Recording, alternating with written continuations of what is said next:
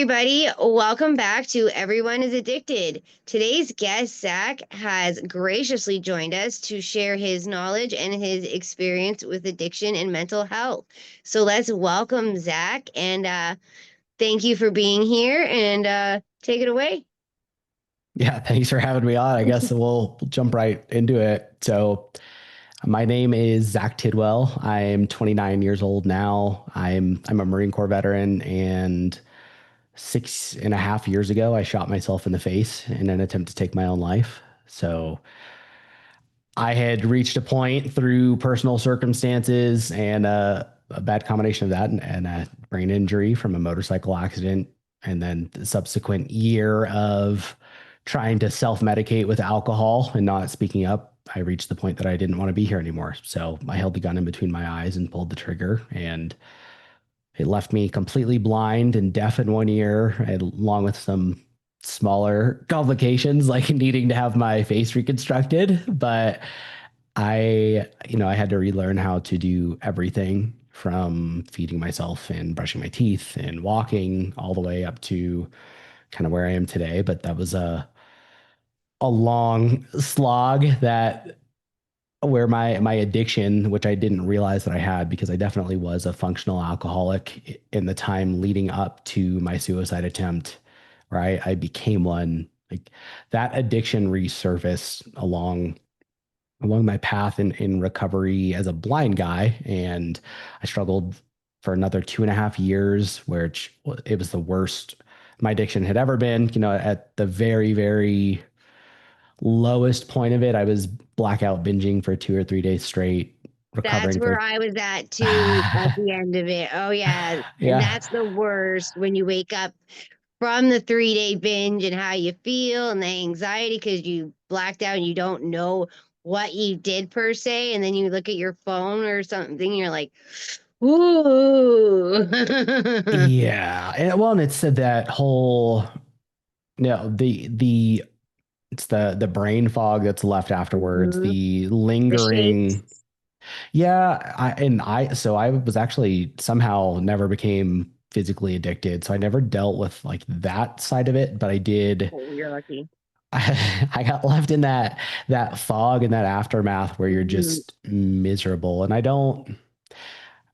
It feels like depression. It's not depression because it's No. the byproduct of a substance, but it's Mhm. feels very similar to that, and then that compounds where you're like, all right, I've been drinking my stress tolerance away. Now I'm really stressed out because I feel like crap from this from relapsing, and I need another escape from these feelings now. And it Yeah. was And then good. And I don't know if you ever got to that point of when you binge for a few days and you've thrown up so much that you come to a point where you're trying to eat and your throat hurts because you've puked so many times, or like that used to happen to me all the time. And what I would do is I would take like sleeping pills to sleep through it, and then I'd Jeez. wake up after, and I wouldn't feel bad, and I'd go do the cycle all over again because of, like, you know what I mean, the anxiety of what I had created the previous time, the guilt obviously of doing it,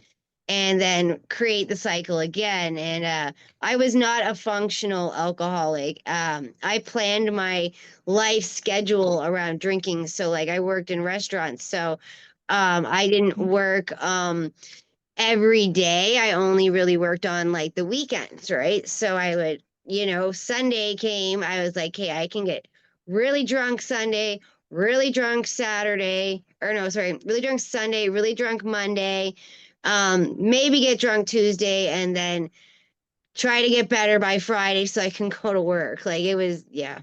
So, I Yeah. mean, I understand the relapse aspect of it, especially like after a few years of not, drinking and then falling back into it due to whatever circumstances it is that caused it. Well, and I didn't know because I was functional. So, I skipped 2.5 years of timeline there, but it's when I got out of the Marines, because on my second deployment, my wife was cheating on me. I came back and tried to make that work, and it didn't. And then about a month after I filed for divorce, I was in that motorcycle accident. That was in March of 2018. August of 2018, I was honorably discharged, came back home and was working full time and going to school full time. And March of 2019 is when I shot myself. So, like, because I was working full time and going to school Mm-hmm. full time and doing well, I didn't realize that I was an alcoholic. So, when I picked it up in 2021, when it became an issue, like, in there, it had fully surpassed the point of being functional when it did come back. But I didn't realize that I had that in me, right? I still somehow by 2021 hadn't like looked back and realized that I was an Mm-hmm. alcoholic because I was holding things together on the surface.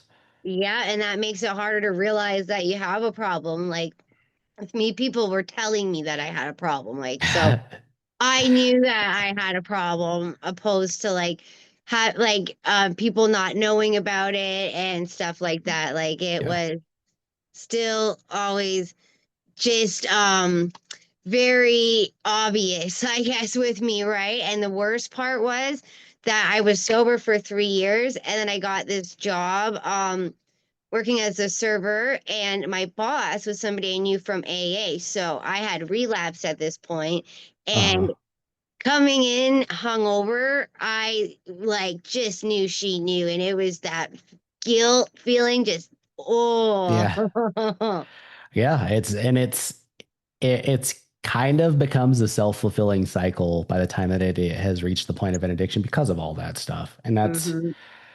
it was like I said, when I picked it up in 2021, that was by that point I was fully back out on my own as a blind guy. I was skiing and snowboarding and rock climbing and whitewater kayaking and doing all this stuff. And then all I kind of had the rug pulled out from underneath me because I was back in college and my college stopped making everything accessible for me. And so after I took my first test in one of my classes where in the class where my college stopped adapting materials for me, and I was like, oh, I'm gonna blow off some steam.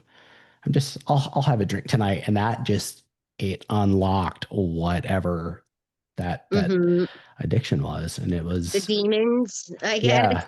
And there was no denying it then because it was the wheels fully came off. It was like it became every time that I drank was a blackout. And that's the difference being again, yes, job in school when I got out of the Marines, but no one knew that I was struggling with anything until they got the call that I was in the hospital with a bullet hole in my forehead. So Nobody ever does, trust me.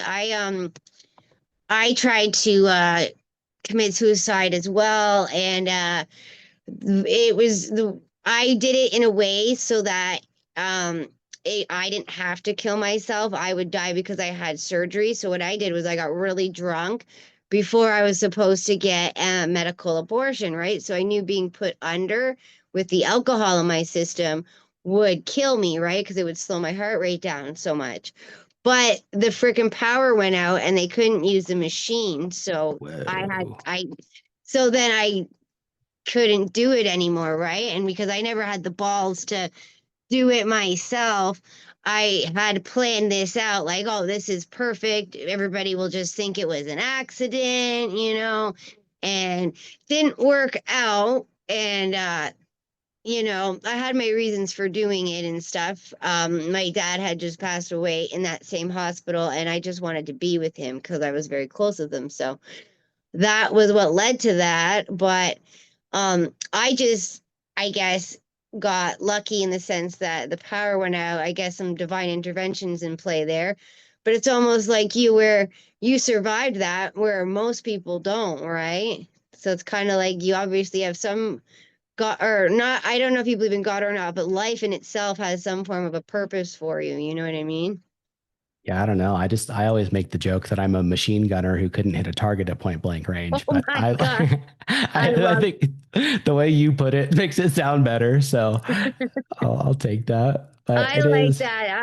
I like that. At least you can laugh about it. You know what I mean? Because it's you gotta, I important. guess, right? It makes it a little bit easier. When you're trying to heal from going through that kind of stuff, especially because you had to physically heal so much that it's, I guess, it's nice that to hear you laugh about it and not be like, you know, crying or some. I don't mean people shouldn't cry, but it just shows that you've accepted what has happened and moved forward, right? So Yeah. it's And nice that to hear that.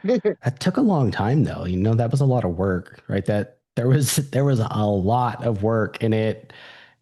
There was also a lot of work after I picked up the bottle. Like in the beginning, it was like I said, I had to relearn how to do everything. So I'd lost all my independence and I wanted that back. So, and I got it. Like I 8.5 months after I shot myself, I was snowboarding again. And a month after that, I was back in college. And then 6 months after That's that, it was wild because like That's before wild. That's like I so was, like from I know somebody, oh, I dated somebody when I was in high school that got hit by a drunk driver and he lost his leg and he had catastrophic brain damage. And he was the same way. He was back on his skateboard with one leg. Uh, but the problem with him was because his brain damage was so bad. If he drank alcohol or used any like drugs, he would go into psychosis right away, right? whoa, So he ended up successfully killing himself because he just couldn't function normally because his brain damage was so yeah. severe. But watching him like when he would drink and go into psychosis and having to go in another mental hospital made me really like realize that you know people struggle with like harder than you think. You know what I mean? Like when you to look at him from the outside, he seemed like a very happy person, but he actually wasn't.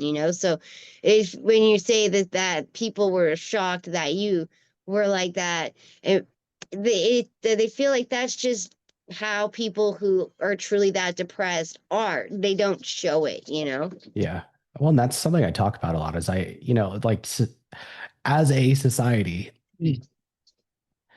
I feel like or it's taught that there's these very obvious warning signs, right? It's the Zach's giving all of his stuff away. Jasmine's telling all of her friends that they'd be better off without her and making obscure Facebook posts or whatever. And that's just not in people who truly want to die. And because I think there's a difference.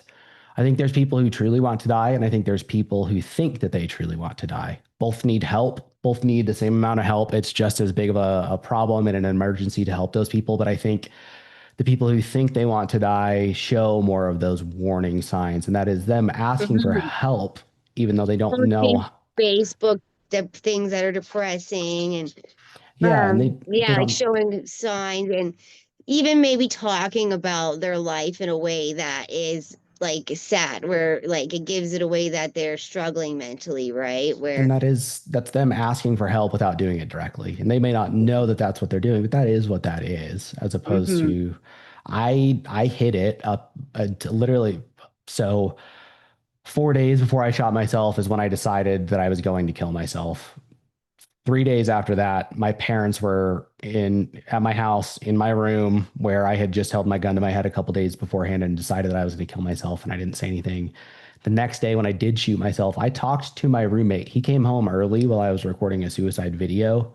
I paused it, went out into the kitchen and talked to him like nothing was wrong, and then went back in my room and shot myself. Like you get it where you're hiding it because you're in such an insane state of mind that you're hiding it so that no one will stop you. And I think that's hmm why you get these blindsiding or these attempts that do blindside people because eh, you can't help someone if you don't know that they're struggling, and for someone to know that, they have to speak up, which is the unfortunate kind of conundrum here where like it's kind of like addiction where you have to be aware of the problem and you have to be the first one to help yourself there, which is again, you're not in a sane state of mind anymore when you think that that's the hmm answer. So it's It's hard. other than these conversations and trying to like pound that into people's heads and mention it every time that I have a chance to talk about my story to hope that someone will hear that and realize that that is them and then go seek help. Like I don't know how else you do that. How I else you combat that? I think the biggest thing too is, at least in Canada, if you mention to a counselor or anybody that you have either suicidal thoughts or anything like that, they throw you in the mental hospital for 72 hours, locked down. If you have kids, they call the CAS, you can lose your kids. So a lot of people don't say anything because of the ramifications that happen.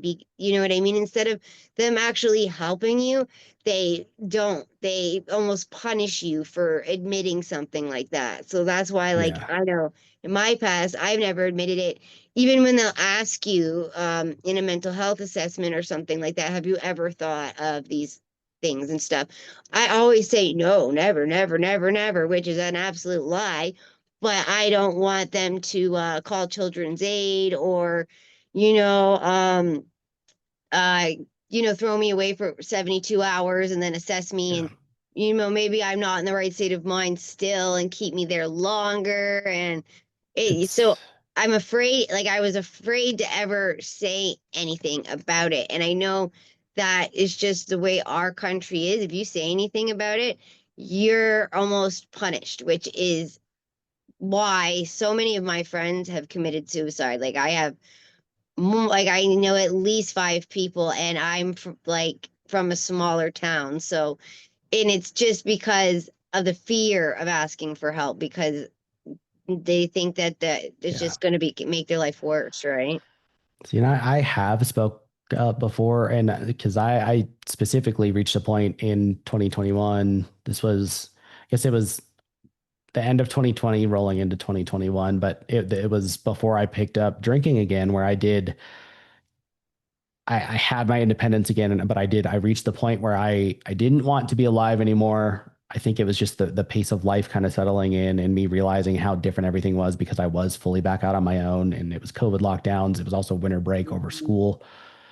But I did speak up, and I told my therapist that I was struggling that badly, and that I didn't want to be alive, but I also wasn't going to kill myself. I was Hmm. scared of where this was going, and I actually spoke up. And we went from talking once a week to every day, and sometimes it was multiple times a day. Like it was, but and I know it's different because I know in the States we have something that is like that is a mental health hold, and I need to look it up probably so I can be able to speak through I it know what more. it's called because I've seen it. I've seen it. And I've heard people talk about it happening to them. Oh, what is it called? It's an act, right? It's I don't know. I think it's like the mental something with mental health act, and they can like your family can or the government or the police or whoever can put you away for the same amount of time, which is 72 hours, so that they can assess you. And Yeah. sometimes you're in there longer. It's kind of the same from what I've heard from people. But I mean, you got lucky that you had a counselor that cared, because Yeah. a lot of them, they're just like, oh, okay, you have suicide. Because, like, even like saying, oh, I don't want to kill myself. I have children. I, but I do want to kill myself, but I won't because I don't want to leave my kids behind. You know what I mean? Yeah. And they'll still just wreck your Yeah. life just because you had those thoughts. Yeah. So I mean, I don't know. I think that it depends on who you tell. Like, I mean, if Yeah. you told a counselor that you trusted, then it might be a little bit different than telling one that you don't really know that well, or your And family doctor is going to think whatever. My addictions doctor, they call all the time. I go to a methadone clinic, and they call all the time. I was sitting there waiting for my prescription, and one girl was talking about it with the doctor, and they said that they had called the police, and she was screaming, no, no, no, no, no, and she like ran out of there because they called the police on her to put her under the 72-hour because they said she was going to harm herself. And she's like, I just yeah. said it because I'm upset right now. I don't mean it. I don't mean it. And she screamed and ran away. So there's a lot of, I don't want to say stigma, but I feel like there's not a lot of empathy there for that. It's like they think that putting you in a mental institution is going to help when it's really not. That's Not the I ones think around here. I think it's good initiative, bad judgment. Hmm. Like it's people created that and that system and the whole, oh, we'll get child protective services involved and everything like that without having real knowledge of having been around someone who's been in that situation or having fully thought through the wider reaching implications of that. So it is tough because we need those supports there to save people who need it. But yeah, it shouldn't destroy your life because you got help. But it's Yeah. I and feel like if you're somebody who, like, say, like, because your counselors can't tell you about their lives or and stuff, or they're your doctors, but if they've felt that way themselves, they're going to help you opposed to hurt you. And I feel like that's with anything.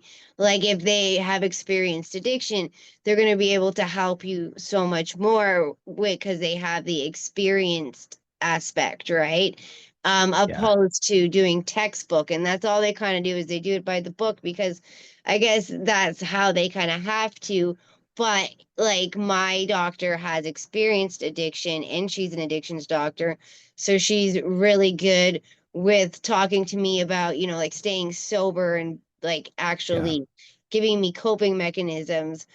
But I don't think she's dealt with suicidal ideation. And so I think she'd throw me away. But a lot of, like I said, if it's somebody who's felt depression before, they're not going to do that. And so we just need more people. I don't think more people need to have that feeling. I just think that more people need to have more understanding of what those thoughts truly are, and how to yeah, truly guide somebody through it. I think there's a gap in the healthcare with that kind of thing, right? So you're really lucky that you had a counselor that gave a crap, yeah. because And it could have that got was bad. yeah, and that was at a time when I really needed it because things did end up getting worse. And that those several months, because I still think that that's the worst depression that I've ever been through, even though obviously there was the depression leading up to my suicide attempt, but I was drinking during that. And I wasn't drinking during that months long period that she got me through that. But that taught me a lot. And that taught me that it showed me because that was the first time that I had ever actually handled my depression that it could and would get better if I showed up and did the work, which is what I ended up having to do when the addiction came up later that year. So that was, like I said, middle of that year, it kind of reared its ugly head and established itself in my life as a kind of, the preeminent thing going on. But at the same Mhm. time, I actually, because I don't remember the timeline. It was within a couple days or a couple weeks of me picking up the bottle again. One of those nights when I was blackout drunk, I thought that I was suicidal. And I say that because obviously if you're that hammered and feeling Mhm. suicidal, again, it's the booze kind of magnifying thing. I self-admitted to the VA hospital. I was in the psych ward. And when I got out of that, that didn't help the drinking. The drinking kept going, but I started researching those accessibility issues with my college and where they were stemming from and how come I could do certain things with my screen reading software, but how come I could do my English homework, but not my math homework and stuff like that? Or how come I Mhm. could pay my mortgage, but I couldn't get a lift or whatever? And found out that it came down to the code running behind the scenes of every app or website that I was accessing. And Really? most things are Because I have not. accessibility too at my school. I did So not know that. yes. And so most things aren't accessible. So I started researching that. And when I found out that it all came down to the code, I dropped out of college and started teaching myself how to code so that I could become part of the solution. So I was drinking full time and teaching myself how to code full time. And as I didn't start out with those 2 or 3 day binges, but that is ultimately where it went to. So as my drinking kind of continued or built up from there into 2022, it became apparent that I needed help. And I tried the whole, oh, I'll just do it by myself thing for a long time. Then I tried AA because people convinced me to try it. Then I tried outpatient rehab. Then I tried inpatient rehab because I wasn't making progress with any of the other option. So Hmm. that obviously inpatient rehab is That's kind my of, whole point of this podcast is to show that, everybody is different and has their own path. And they yeah. just exactly explain that, Well, So and get thank you. this. Yeah. So get this. That also didn't help because while I was at inpatient rehab in 2022, so right before I went in, we found out that my mom has a degenerative neurological disease called Huntington's disease. It I is know what a, that is. My mom's friend has it. yep. So for people who don't know, it is incurable. It is basically untreatable. They can treat some of the symptoms, but not the disease. So it doesn't slow the progression. But it starts as behavioral issues and movement disorders or a movement disorder. Then it grows into cognitive decline, speech decline, and eventually you end up in a vegetative state before you die from something else. So I got tested right before I went to rehab and got my results while I was there, and I found out that I have it. So Oh my God. the wheels came off when I got home Oh, from rehab because I oh, was like, oh, well, I'm gonna die anyway, so who yeah. gives a shit, And I was right? like, F this, like the universe is out to get me. I'm blind, I'm deaf in one ear, I have no sense of smell, my sense of taste is dull, and I have Huntington's disease. Like, what is going Um, on? like And I thought that life has been crapping on me yes, lately, but that it takes a cake right there. and which, everything except for the Huntington's disease was my own doing. So like there's really nowhere to point blame for any of that, but that is in my weak-minded state that I was in because of my addiction and the fact that I had drank my ability to cope with stress and Hmm. everything else away. Like that is the weak-minded place that I went to. And so that's when my drinking reached its worst point. But that whole time I continued teaching myself how to code. And so that carried through into 2023. My first app came out. I started a business and my first app came out on the 4th of July. And I started getting these emails from people because it looked and functioned normally for people without disabilities, but it was accessible to virtually every physical disability. So if you were legally blind, it would automatically adapt and magnify or use high contrast colors or sometimes even textures instead of color changes to delineate changes on the screen. If you were totally blind, screen readers could work with it. If you were totally deaf and totally blind, you could use it with Braille. And if you had no arms or you were paralyzed, you could use it with your voice. And these Because if I people, look at my computer right now, because I'm not using it, obviously, there is Braille on the keyboard, right? So I that's never not thought Braille. about, no, Are you talking about on the home keys? no, on all of my keys. What? You have Braille on your whole laptop? Yeah. So I Oh, like wow. because I'm on accessibility at school, so I think that's Oh, why. that's But even though I'm wild. not blind, because they gave me this computer because it's an accessibility computer, it has that on it. But Wow. I didn't think about that for a while, but you know what? Like that needs to be on every computer. I think every website needs to be accessible like that, and I think that is super cool that you were able to make an app like that. And that finally, that's when I started making progress with my addiction because people were reaching out to me and telling me the impacts that it was having. And so it was, I strung together a month of sobriety and then I fell off the wagon. Then I got 2.5 months of sobriety. And then my last drink was on December 5th of 2023. And at the end of the year, because this was a word puzzle game, I won 2 Game of the Year awards for the accessibility side of what I had accomplished. And it finally, everything, it was like I had come full circle because I lost my identity after I shot myself. I Hmm. wasn't a Marine anymore. I didn't feel like a man because I didn't have my independence. And then all of a sudden, like I couldn't do what I wanted to do professionally because I was in college to be a nurse before I shot myself. You can't do that totally blind. So like No, I it sucks, floundered. but Yeah. And so then I had an identity and a purpose again. And it's carried through to today where so that was the end of 2023. I started writing my memoir in January of 2024 because I realized like it was very apparent to me like this is sticking.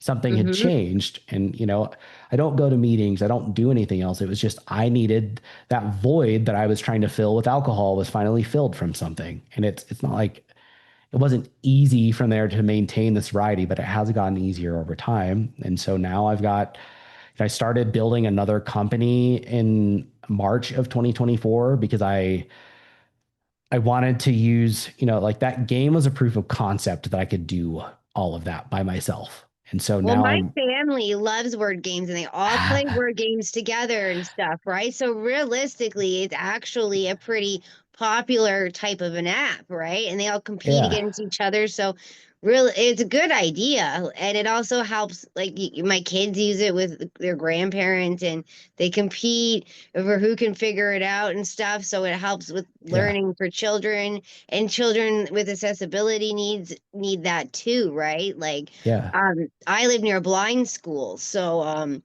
that would be revolutionary for them. You know what I mean? And like, yeah. does that app still run, or was that just kind of like a test drive?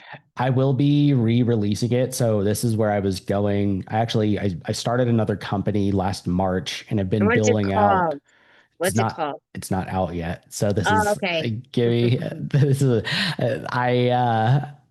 this is where I wish it was like I have the company secured, I have the website and all that stuff secured, but this piece of software, because it's I've been working on it for the past year and a half now. I'm hoping will be out Mhm. before the end of the year, but it's taking those same accessibility strategies and applying them to more impactful software, right? So I'm trying to fix some of the same issues that I had in college for everyone, and it will be I get it. it's stuff that will again look and function normally for people without disabilities, but also open doors for everyone else. And so that's kind of what's cooking now is that the book, my editor has my book and we're working through 3 rounds of editing and then that'll be out there and I'm kind of doing the thing. And it's, I'm not proud of a lot of the stuff that is in my story. And I know we're on a limited time Or constraint here. my. So like, yeah, but it's just I think in sharing it, like you and I were talking before before we started recording, like it's in sharing these vulnerable states and specifically just not sharing how we got through them as if we have the answers, but just showing that there are different ways through it. Mine was very unconventional. It didn't end up being a program. It didn't end up being a rehab. I was the same It's way. yeah, and it gives other people some insight into, okay, this might work for them. And if you're a family member, it might take you setting boundaries with the person in your life who's struggling with the addiction and some hard boundaries, right? Where you say, hey, if you keep calling me when you're drunk like that, that will be the last time that you talk to me Oh man, ever. that's what I used to do to people, and that's Yes. where I would get myself in trouble because I'm blackout drunk. I would call people, and I wasn't always the nicest. It was called Dr. Jekyll and Mr. Hyde because, like, normally I'm pretty like calm and nice, and like, I'm not really like somebody who's mean, right? So I would Yeah. drink, and then all of a sudden, something that maybe somebody did to me a week ago that made me angry, I would call them drunk and just start yelling at them. And they're like, why are you? And the things I would say were so absurd. And I would see the text messages and I would just be like, why? You know? Yeah. And like, my husband would always be like, um, the truth comes out when you drink. I'm like, no, that's not how I feel. I honest to Yeah. God didn't even know I said and did that. Like, I'm sorry, right? It's not me at all, right? So Yeah. that's where a lot of my shame and like I had to apologize to so many people. I just wasn't nice and for no reason. Like I remember sitting there with a girl like one of my friend's girlfriends and I knew her pretty well too. Like we lived in a small town. And I'm like, "You know what? You look like a pig." Like why? Why would you say that to somebody? Like I just it Yeah. blows my like I would never do that normally and just in a and I said it like so like you look like a pig, just like conversationally. And she just looked at me like, what? So like Yeah. I understand that all like, when you said you go on the binges and stuff, I totally understand all of the stuff that comes with that. And I know that's why it's hard to not relapse, right? But I'm kind of like you. If I keep myself busy and try to accomplish things that I want to do, then I stay away from stuff, right? Like I'm trying to get my website finished. It's taking a little longer than I anticipated, but that's life. And I want to start doing a nonprofit. In a way of helping guide people through sobriety in the way of showing them all of the different methods that aren't necessarily talked about so that they can find something they resonate with instead of going to a meeting, hating it, and then going back out there, you know? So Yeah, I'm kind of keeping like you. I'm kind of like in the cooking process, but I'm not finished. But it keeps yeah. me busy. Well, And and if I'm that's oh, you go ahead. Sorry. Go Oh ahead. no, I said it keeps me busy, so it keeps me like even I'm in school full time too. And so say like today's a nice day. I live like it's really hot, our family's here. It could be so easy to have a couple drinks, but I have a final project due tomorrow. So before I just wouldn't care and I would get hammered, right? Now it's like, no, I know I have to do that. So I wouldn't drink, right? And it's just Yeah. that just shift of mindset by keeping yourself busy and by that feeling of accomplishment too as well keeps it kind of helps with your self-esteem to keep you pushing forward, I guess, right?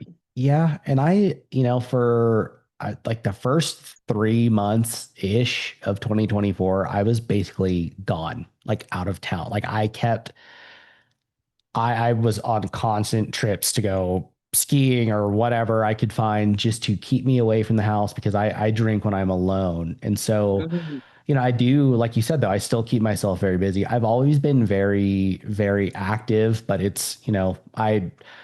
I lifted weights this morning. Then I went to jujitsu for an hour. I was coding for about, I don't know, 4 or 5 hours before I started doing all of that. I will edit an episode of my podcast this afternoon and then code until I go to bed. Like it is, yeah, it's not a whole lot of like balance in, but it's, that's partially because I've intentionally been burning the candle at both ends with trying to get the software and the book out. Like Mhm. but I'll still fill my time with more hobbies when I've given myself some breathing room from projects that I actually have that are on a timeline. But it's just, I think people underestimate the power of that, both the just being busy, but also the physicality, right? If you're very physically Mhm. active, it's like one more reason to not drink away all the progress, all the work that you just put in at the gym that day or whatever.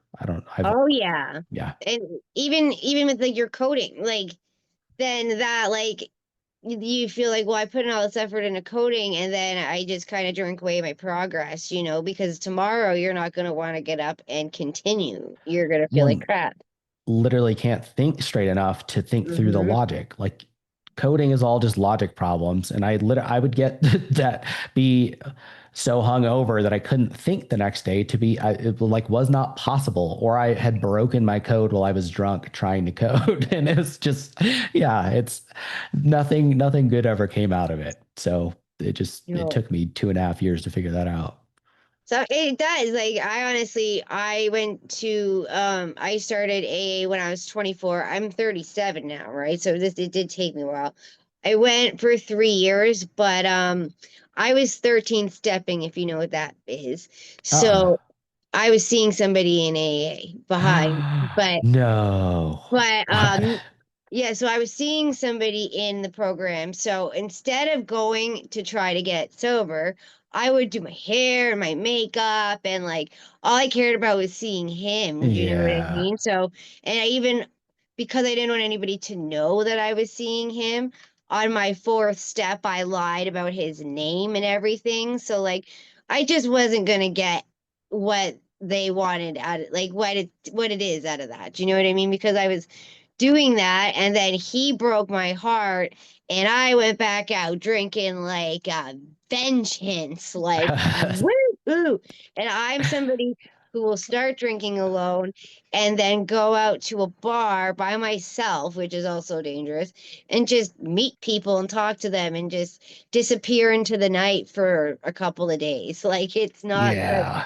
And So definitely I got sober because my dad passed away, and he hated my drinking. Like he couldn't stand it, right? So I stopped because I just didn't want to live with the feeling that I was letting him down, especially because I had a young daughter at the time, and I didn't want my dad to think that like I just didn't it caused me a lot of guilt. So I just couldn't handle the guilt aspect.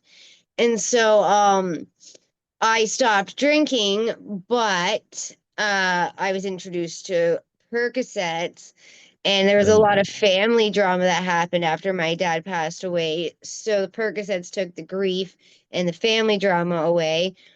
But that addiction only lasted 2 years because my husband had three heart attacks, and so we he was forced, like he after the hospital they took him to the methadone clinic. I went there after he went there, and that's where we got sober off of opiates, but they do also do every kind of addiction. So they help me with my alcohol issues as well. And I won't say that methadone clinics are great for everybody, but if you find a good doctor, then it is great. Like I have a good doctor, and I'm not on methadone. Methadone is extremely addictive. Take Suboxone, not methadone, because methadone honestly made me feel higher than any other drug I ever took in my life. So yeah, I was like, "Okay, can't take this because I'm just going to be even more addicted to coming in and drinking my cup every day, right?" Whereas I take medication that's a harm reduction, it's a beta blocker. So if I was to take an opiate, I wouldn't feel it. So even with Tylenol, it blocks Tylenol. So I can't take any kind of pain medication because the beta blockers in my Suboxone that don't allow my brain to be receptive to that type of medication, right? yeah. And there's something for drinking that is similar called naltrexone. So you don't I have took to. that. Yeah, Okay, so you know what I'm talking about, and that's similar to naltrexone, is what I drank. Suboxone is. I drank through it. That's I what literally, they say that yeah. it really you have to really follow the way, like follow the usage steps like to a T, or else you're not going to be successful. Like Well, I I mean I've never taken it, but I know one person that it helped. But I mean, you said you drank through it, so I mean, So, because I could still pass out from drinking. I didn't mhm. get the good sides of the being drunk, but I was still intoxicated. So I would still just Yeah, pass it. So I was getting the oblivion without any of like the fun feeling. But yeah, and it that was, sucks. But yeah, yeah. But, and that's, the thing with these medications, and I was actually curious to actually ask you about this with the Suboxone, like the idea with the naltrexone is that you're doing that that's like a band-aid while you're doing therapy and also trying to treat the addiction as opposed to just, well, now I can't drink. So like with you is the goal I would guess is to eventually taper off of that. yeah. So Okay. basically, for me, I knew like I have a lot of people around me that you use opiates. Like my daughter's father is he injects fentanyl. So a lot of Jeez. people around me that, like, I don't see him often, but I have people around me that use. So it's kind of like you said, like a band-aid. In a sense, it's a backup because in case I ever feel like I'm going to slip because I'm struggling really hard, I can't. Do you know what I mean? Yeah. So it Yeah. keeps me on the straight path when I have people in my life that use still, because I don't want to, one day just have a really bad day and be like, okay, I'm gonna take, because it even has Narcan in it. So like, so with the Suboxone, if I was to take fentanyl because I don't have a tolerance, it would kill me, right? So if I wanted to Yeah. kill myself, that's how I would do it. But I can't because I'd get Narcan through the medicine that I take. So there's also that prevention as well. It's kind of another reason why I take it, because if I get those thoughts and want to try something in that way, I can't do that either, right? So Yeah. It removes it's the temptation. yeah, it's an insurance policy for me at the moment. Do you know what I mean? Because right now I'm Yeah. going through a really, really, really hard time in my life, and I don't want to slip with that. Like with drinking, I'm good. I know how to stay away from that. But I just don't want to make that mistake ever again. You have no idea how much debt it put me in being on opiates. Like, holy cow. Like, I think I spent $60,000 on them in 2 years. So, um, Whoa. it's What? it's an expensive habit. So, Yeah.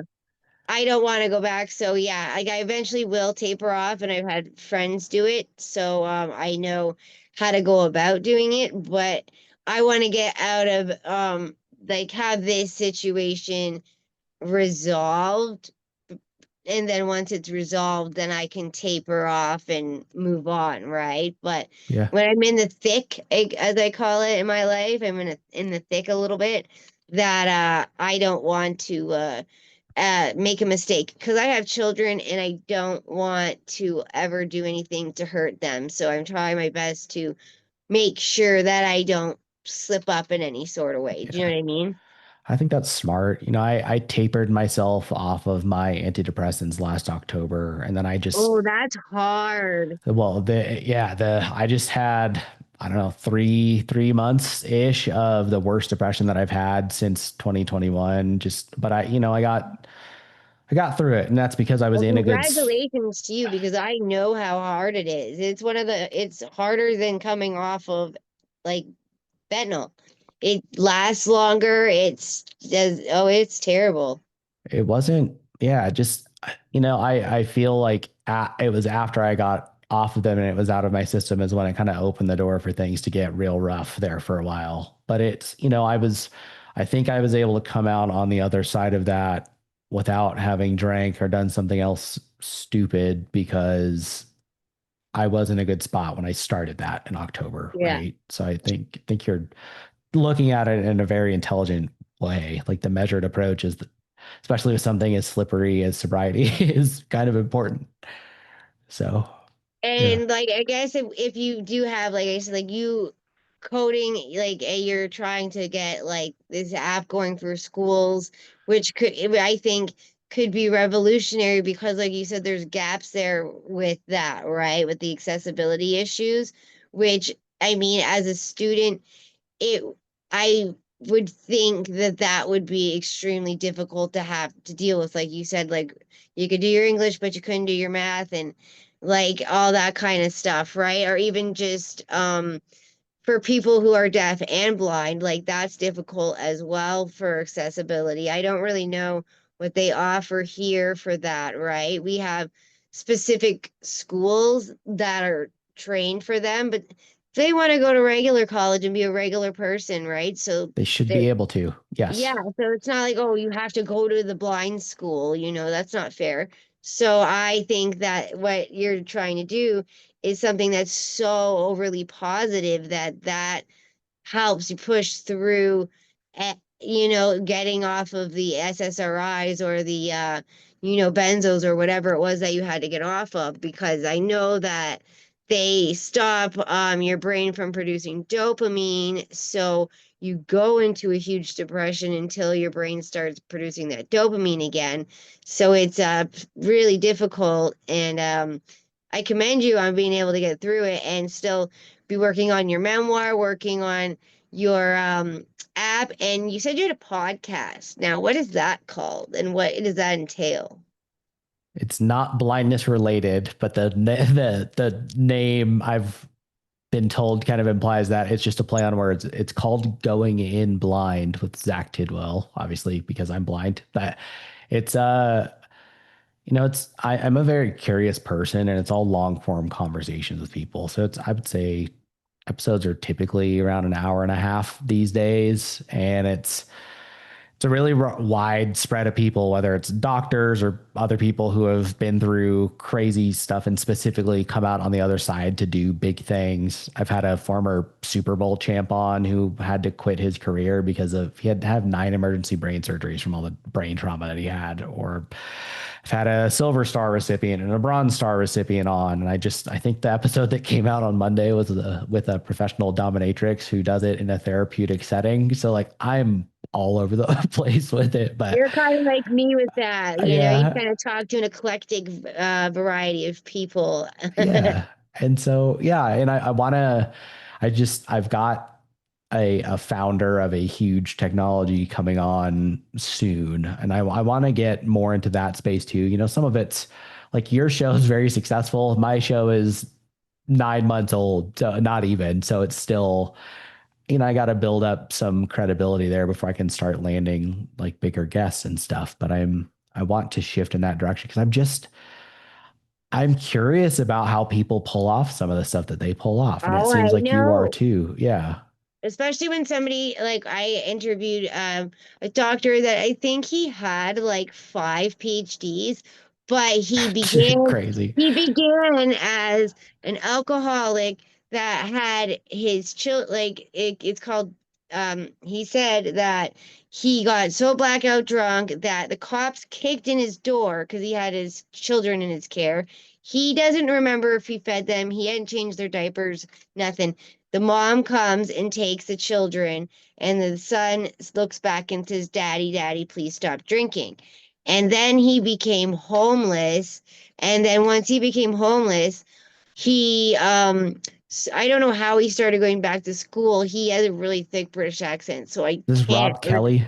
Yeah, Rob Kelly. I just had him on my podcast. That's Yeah, hilarious. he Yeah. is. Oh, did he tell you the vodka story about with the counselors? No.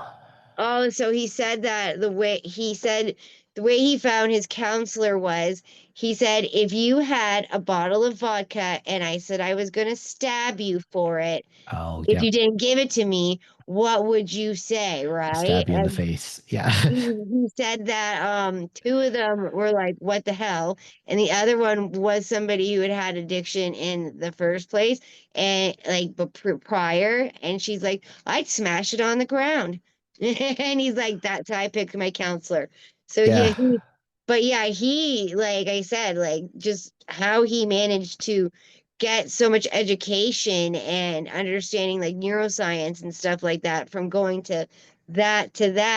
It's the same thing. Like it piques my curiosity in a way where I'm like, yeah, I know you're helping people and I want to hear how you help people. And I also kind of want to hear how you did it. You know what I mean? Because Yeah.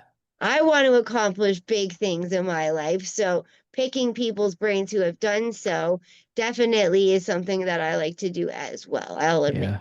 Yeah. Well, and like I pushed back on a lot of the stuff that he said, all in the interest of discussion, right? Not like, Mhm. hey, I think what you're saying is bullshit, but it was a blast of a conversation. And it just, yeah, I want to have more guests like that on, and hopefully we'll get to here in the future as it starts to grow. Anyways, so with your podcast, like you said, you're kind of like me, you're just looking to bring forth other people's stories and like we both said we're kind of intrigued at by other people's achievements too, right? Like cuz And yeah, and some of it's just areas of expertise too. Like I just had a geophysicist and volcanologist on. The episode's not out yet, but I'm curious about the world. And it's mhm, so that, I part of it is an excuse for me to get to learn things through these conversations with these people that I wouldn't normally get to have, but it's also kind of comes back to that. I want to leave guests with at least one thing to think about when it's over. Right. And so exactly. it's been really neat. It's been a lot more work than I thought it would be, but Oh yeah, that's mainly because I have too much else on my plate right now. But again, that's all temporary and intentional. So that will same be here. better. Yeah. Give me 6 months and I'll be a bit better. I totally get it. I got like school. I have to find somewhere to live. I'm trying to do the podcast, my television show. It's like purposely overwhelming myself, I suppose, but it keeps me sober. But like you said, podcasting was definitely a lot more work than I anticipated, but at the same time, I still love it. And I think that just as you and I find interest in some of these people that we talk to, other people do too. It's not just because they want to hear like a recovery story.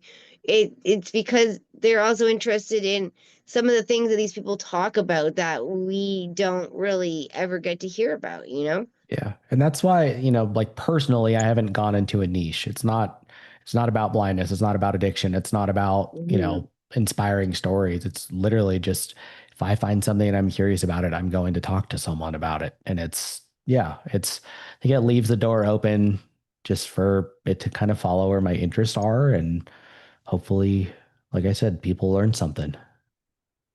And again, what was the name of your podcast? Just for anybody who wants to listen, just again. It's Going In Blind with Zack Tidwell. And that's, if you want to keep up to date with the book, again, I don't have an actual date for that yet. It is on the final path to publishing though. I've also have a mailing list on my website at zacktidwell.com. And that's ZACHT as in tango, ID as in Delta, WELL.com. Perfect. Thank you so much. Before I let you go, do you have any last little tidbits that you'd like to say? I think the big thing, just to drive it home one more time, if you're that person who heard any part of that and was like, holy crap, that's me. I'm on that cusp. I know we didn't get like very, super fine into the details on the mental health stuff, but we did kind of explore it at a broader level. You have to speak up if you are struggling. Like there are so many people out there who want to help you and will help you, but they have to know that you're struggling. So you have to tell someone. If it's not a mental health professional, tell someone that you trust. If you don't have someone that you trust in the United States, you can call 988. That's the crisis line. The veteran crisis line is also through that number. I've called that number once before when I was in a really bad spot. And again, the world will descend upon you to help you if they know that you need it. So you In owe that to Canada, yourself. Yeah. we have the 1-800 suicide help hotline. So we have the same thing, just so everybody knows that we also have a place you can call to. Yep. So Well, speak up. I love it. So thank you so much for coming on and bravely sharing some of the things, especially for men, that are really, really hard to talk about. So I really appreciate that, because I think also men always try to appear in that image of always strong, never weak, you know what I mean? Especially people in the military they're very like, I don't want to appear weak in any way, shape, or form, and hide all of their despair. And I'm not saying just military, just men in general.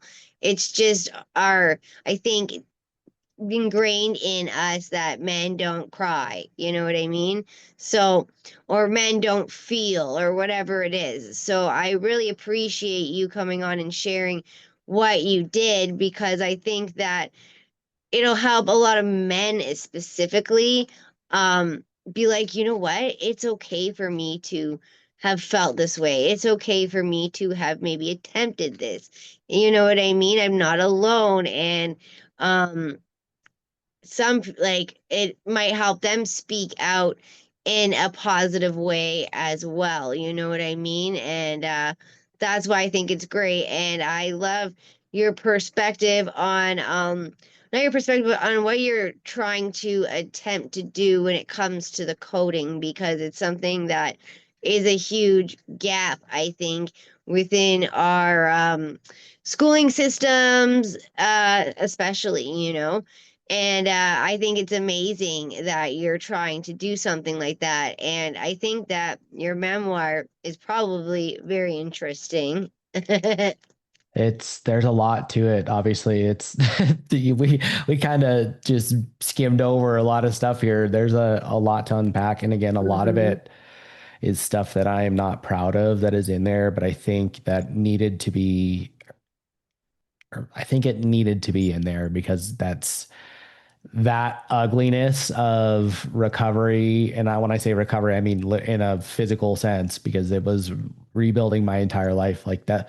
We hear about those stories and they're typically sanitized of the unvirtuous aspects of it. And that doesn't actually do anyone any good other than inspire, No. but that's not going to help someone else down that path. And so it's not in no way, shape, or form do I claim to have any answers to anything, but it is just kind of putting it all on the table and trying to help people. So yeah. Well, thank you so much again. And maybe well, I'm gonna keep in contact with you, and when your book comes out, I will have you on again so that you can Okay. promote that a little bit because I really think that and we'll see where you are with your app too, because I just want people to I like to spread the word of somebody who is trying to help other people in a very like good way. You know what I mean? Like it's not like your book is written just selfishly like ego boost, and it's like your app is meant to help millions. So yeah, I will definitely be getting back in touch with you sooner than Awesome. later because I'm intrigued by you as well. So thank you Awesome. very much and have a great rest of your day. Yeah. Thank you so much for having me. And thank you for being willing to, I guess, not just have me on this time, but help me get the word out about some of this stuff. And I appreciate it. So thank you. And thank you for what you're doing. Well, thank you for what you're doing. And yeah, I won't say goodbye. I'll say we will talk soon. So All thank you. right. Bye. Bye.